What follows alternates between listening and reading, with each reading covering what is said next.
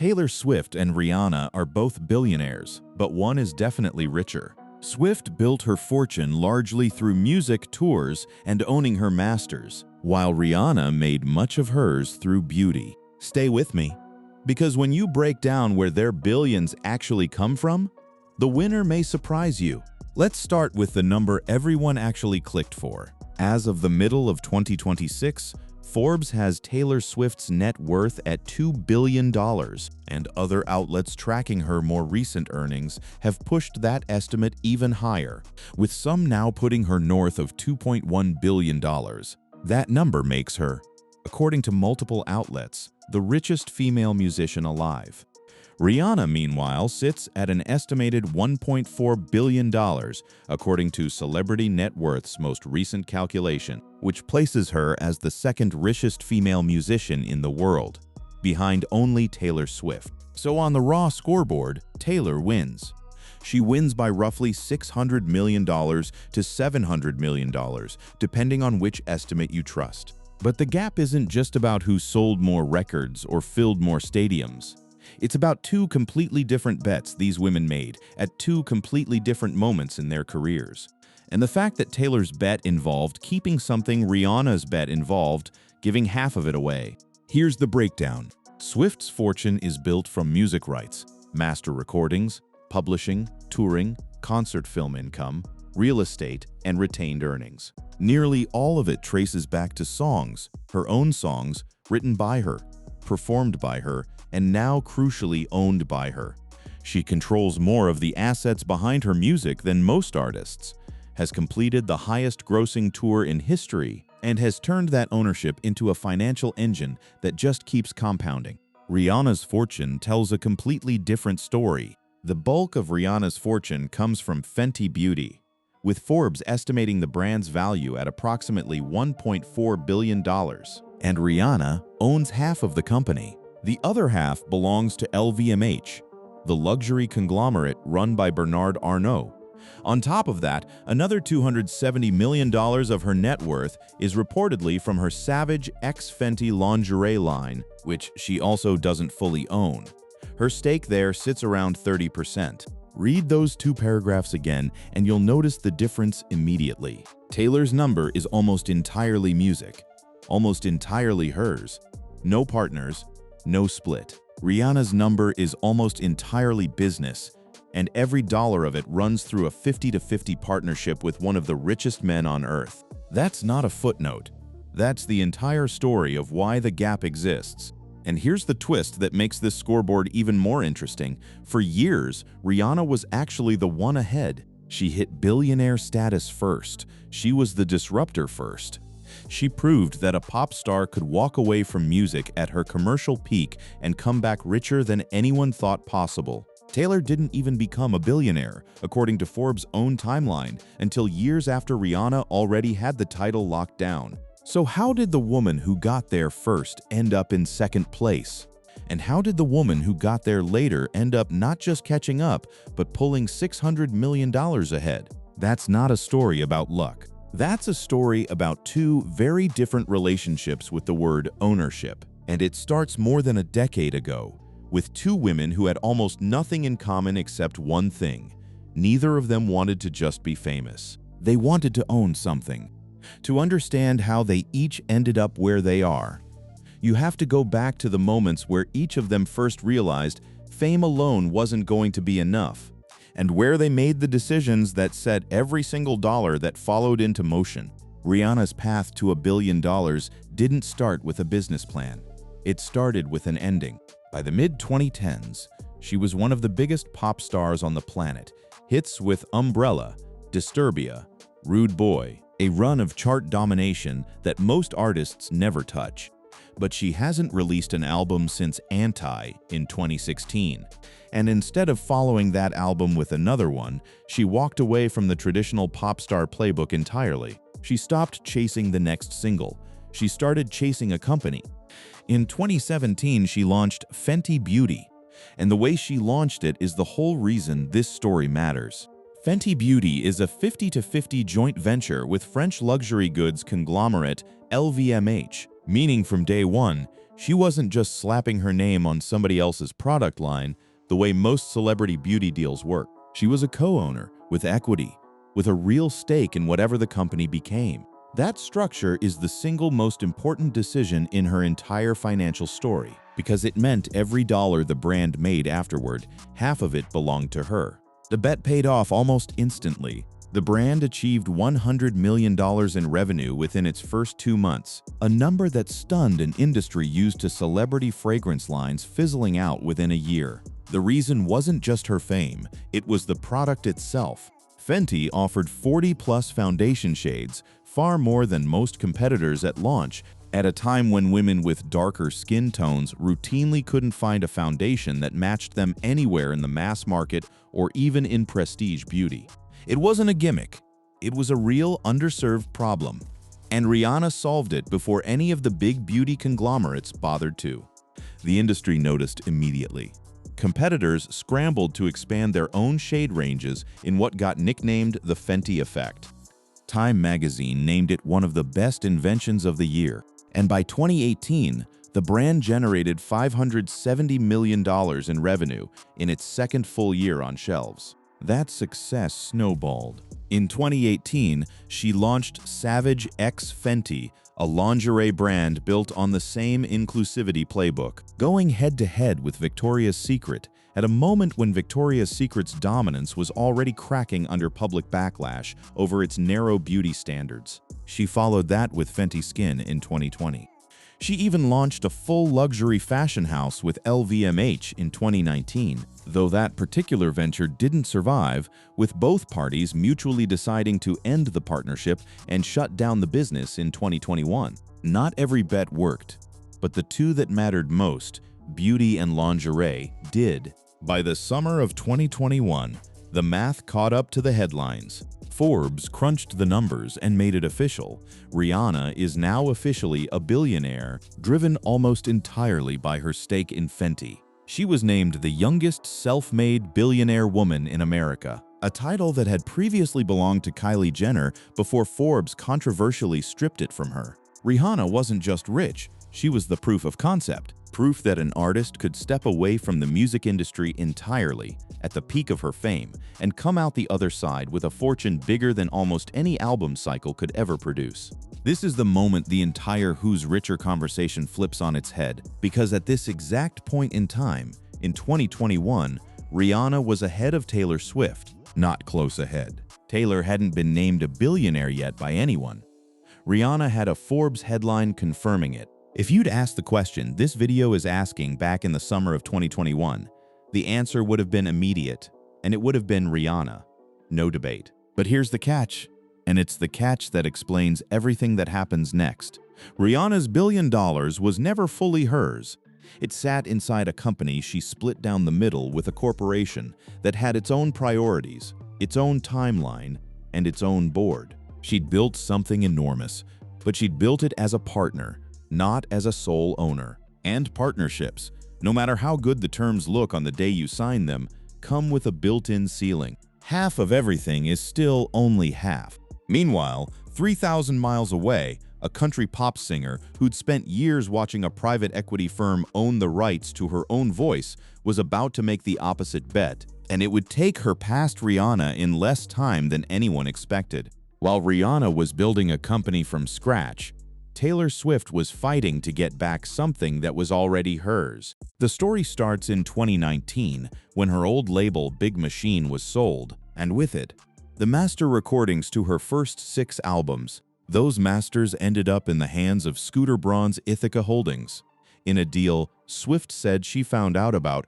only after it was already done. She'd spent years trying to buy those masters herself, and, in her own words, these master recordings were not for sale to me, no matter what she offered. Owning your masters means owning the actual recorded versions of your songs, the ones people stream, the ones licensed for commercials and movies and trailers, the ones that generate royalties every single time they're played anywhere on Earth.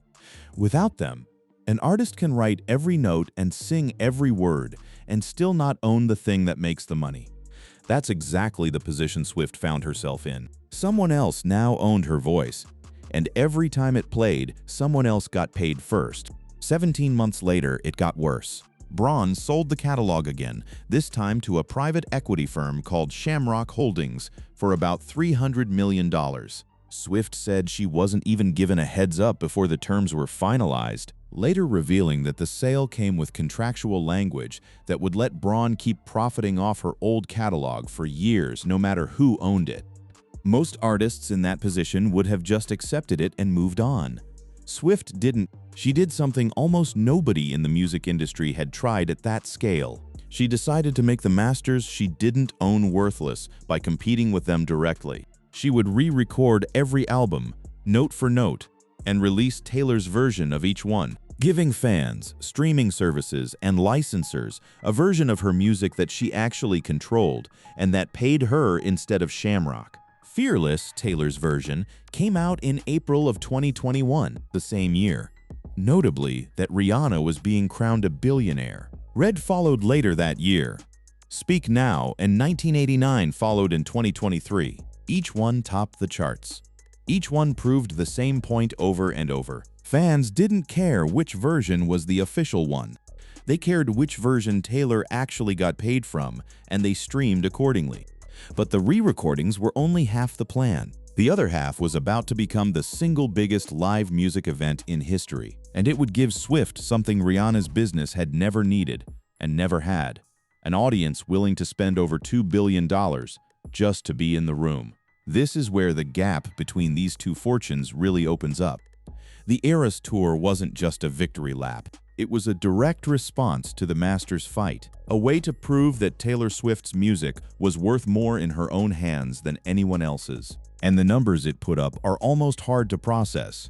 Billboard Box Score put the tour's final gross at $2,077,618,725 across 149 shows and just over 10.1 million tickets, running from March of 2023 to December of 2024. It was the first tour in history to cross $2 billion. On top of the live shows, the concert film added tens of millions more in box office and licensing revenue, including a reported deal worth more than $75 million just for the Disney streaming rights. That kind of money doesn't just sit in a bank account, it becomes leverage. And Swift used it for exactly the purpose you'd expect, given everything she'd already been through. In May of last year, she announced she'd bought back the masters to her first 6 albums from Shamrock, the same catalog that had been sold out from under her twice without her consent. Reports on the exact price vary. Billboard and Rolling Stone sources put it at around $360 million, while some tabloid reporting speculated it could be as high as $600 million to $1 billion, a number her team publicly called inaccurate. Either way, the amount barely mattered next to what it meant. She wrote to her fans that after 20 years of watching the opportunity dangled and pulled away, she could finally say the words, "All of the music she'd ever made now belonged to her." That single sentence is the entire difference between these two fortunes in one line. Taylor Swift doesn't co-own her music catalog with anyone, she owns all of it.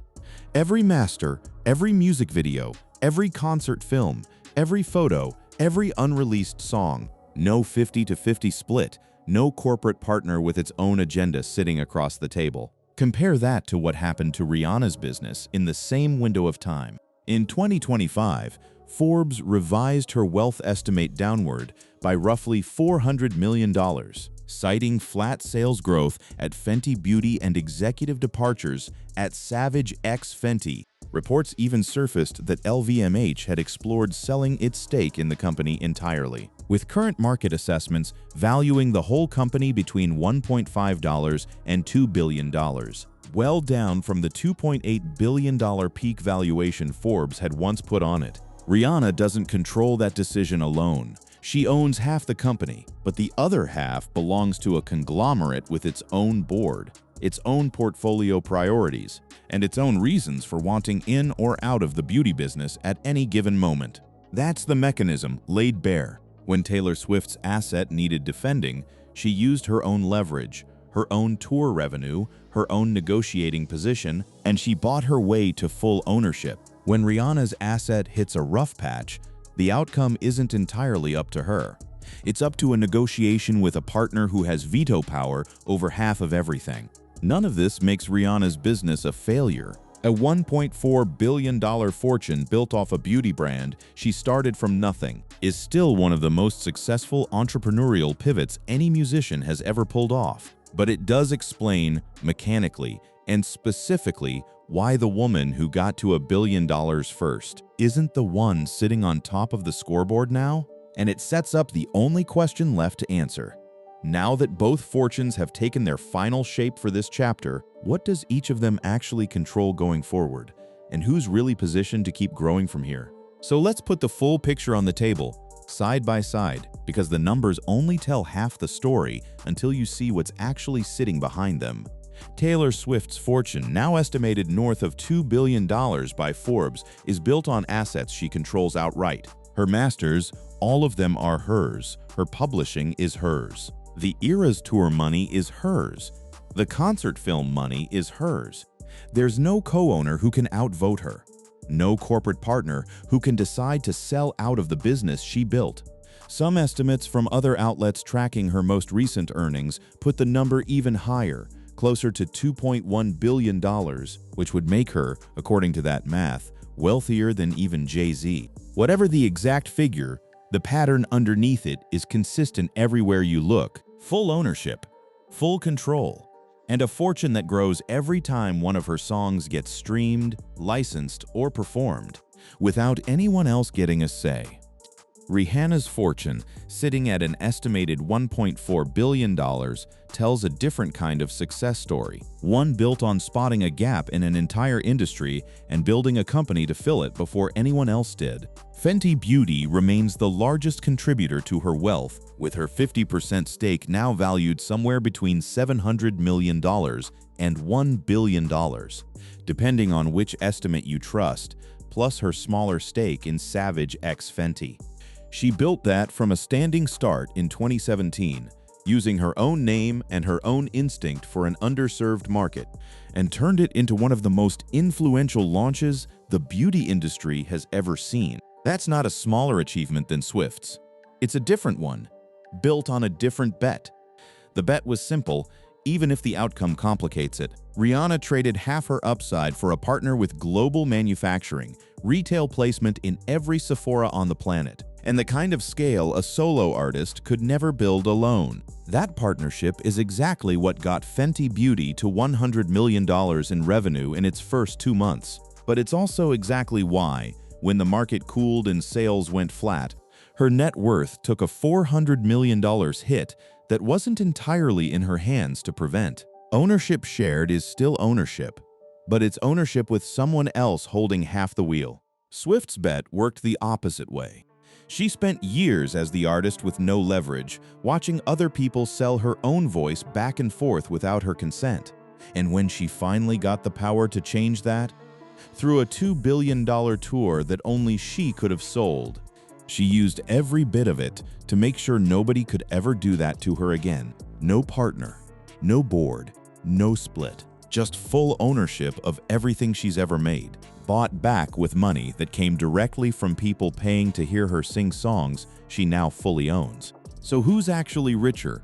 By the numbers everyone's chasing right now, it's Taylor Swift, and it isn't particularly close. Somewhere in the range of $600 million to $700 million ahead, depending on which valuation of Fenty Beauty you believe on any given month. But the real answer sits underneath the scoreboard. Rihanna got to $1 billion first, and she got there by building something nobody had built before her in the beauty industry. A genuine act of spotting a gap in the market at the perfect moment. Taylor got there second, but she got there by refusing to let anyone else own the thing that made her famous in the first place. And once she finally had the leverage to buy it back, she didn't stop until every last piece of it was hers alone.